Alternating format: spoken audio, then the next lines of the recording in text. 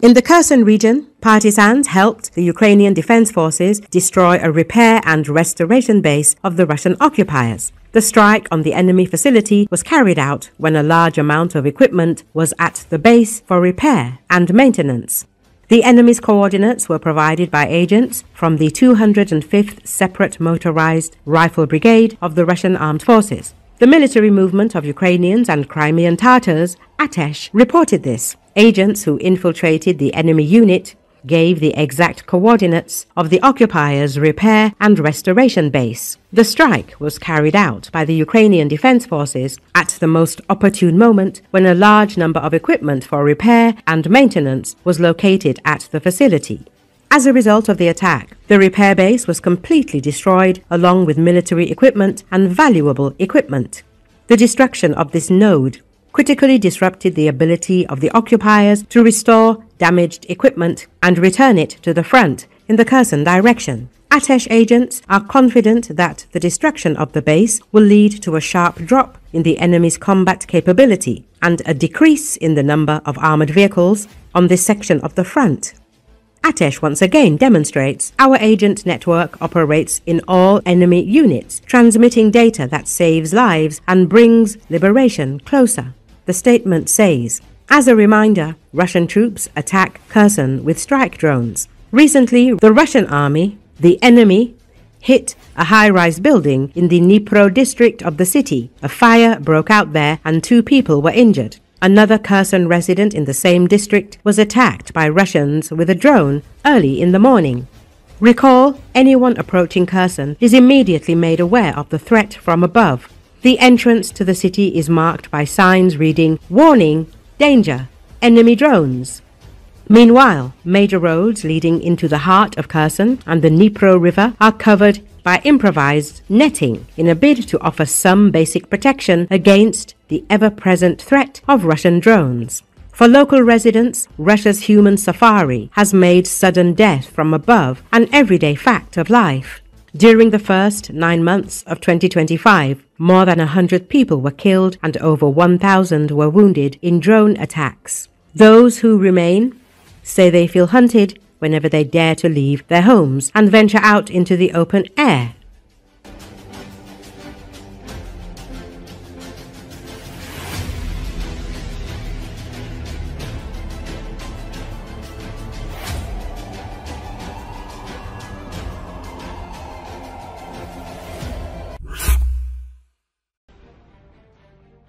The Russian propaganda is actively spreading false information that a landing has occurred on the quarantine island in Kherson. This was reported by the spokesman of the 30th Marine Corps of the Naval Forces of the Armed Forces of Ukraine, Colonel Alexander Svatonov. According to him, enemy forces attempted to capture the island 4 times, but all attempts were unsuccessful.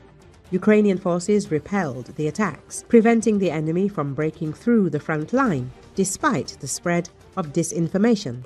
Russian sources began to spread false claims about allegedly landing troops on the quarantine island in the Koral neighborhood of Kherson. This throw has nothing to do with reality, Svatonov categorically denied, but on the 22nd of October, Russian state propaganda agencies cited the Russian Defense Ministry in reports that Russian troops had achieved successes on Karantini Island, which is part of the city of Kherson.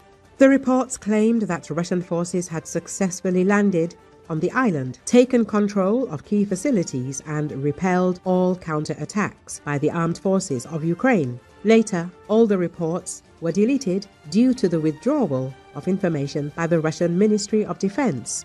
Defense forces of Ukraine's south stated that the Russians are spreading fake claims about the capture of Kherson and the alleged presence of Russian infantry on the right bank of the Dnipro River. In reality, calm prevails in the area of Karantini Island and the village of Sadov, and there are no enemy forces there, the statement said. According to the colonel, Alexander Svatonov, Russian troops used adverse weather conditions to attempt the assault. However, their main goal was to create information noise rather than achieve results on the battlefield. During clashes, Ukrainian defenders destroyed 9 enemies and damaged 4 artillery systems that shelled Kherson and its outskirts. The Ukrainian military continues to resist provocations from Russian propaganda, demonstrating their readiness and effectiveness in defending the territorial integrity of the state. This situation emphasizes the importance of information security amid war. The armed forces of Ukraine remain vigilant and respond adequately to attempts at disinformation, which in turn helps to maintain the morale of Ukrainians and uphold trust in military efforts. It is important for the population to be aware of the real state of affairs and not to fall for enemy manipulations. So the operation on Quarantine Island continues, and the situation remains tense as both sides regularly exchange attacks. According to sources, the cleanup is proceeding gradually, and the area is being fortified.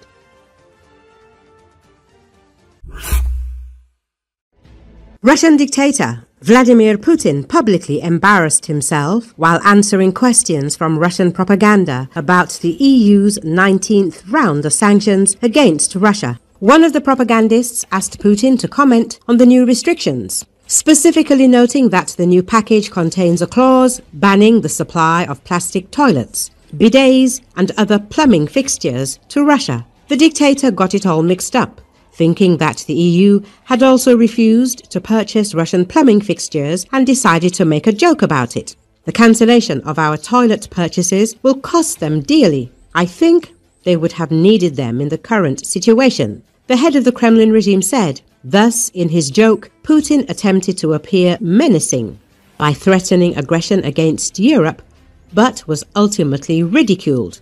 His mistake is already being actively discussed online, highlighting the dictator's complete ignorance and detachment from real events. It should be noted that as part of the new sanctions package against Moscow, the EU also banned the import of motorized toys and plastic toys to Russia, including cars, dolls, strollers, and tricycles. Furthermore, the new sanctions include restrictions on Russian LNG, shadow fleet vessels, and a number of companies. The sanctions are the Kremlin's response to Russia's ongoing military aggression against Ukraine. Media previously reported how Putin acknowledged the seriousness of the new US and EU sanctions, stating that they would inflict certain losses on Russia. The head of the Russian regime addressed Kremlin propagandists, claiming that the West's new restrictions would not have a significant impact on the economy, but at the same time adding, there will be certain losses. According to him, the global energy balance has now been established, and disrupting it is not in the interests of the countries that are trying to do so. The dictator saw many areas for cooperation between Moscow and Washington if the countries move toward a serious dialogue for the future. Touching on the topic of a potential summit with Trump in Budapest, Putin stated that such a meeting had likely been postponed. He said it would be a mistake to hold such a meeting without preparation. The dictator also asserted that dialogue is better than continuing the war. Moreover, the head of the aggressor country threatened a serious response to long-range weapon strikes deep into Russian territory. Recall, Washington imposed sanctions against Rosneft and Lukoil. These are the first US sanctions against Russia imposed since Trump's return to the Oval Office.